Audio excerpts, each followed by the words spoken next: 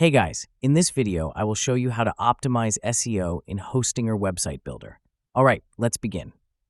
First, get to the Websites tab in Hostinger, and then open your site in the Hostinger Website Builder. Now, look at the left sidebar and locate Pages. Hover over the page you want to optimize and click the three dots icon. This opens a side menu from which you can select the SEO Settings feature.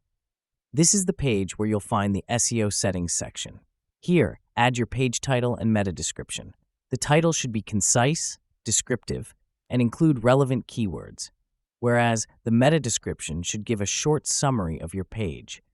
Both the title and description appear in search results, so write them clearly to encourage clicks. Next, customize your page URL, also called the slug. In the same settings, edit the URL field to make it clean and keyword-rich.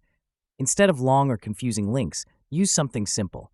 This improves visibility for both users and search engines. So that's basically how you can optimize SEO in Hostinger Website Builder. That's it for this video. Thanks.